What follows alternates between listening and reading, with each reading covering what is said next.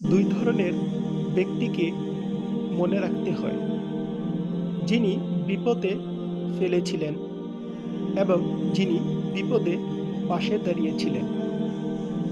যে আপনাকে বিপদে ফেলেছিল তাকে অবশ্যই মনে রাখতে হবে।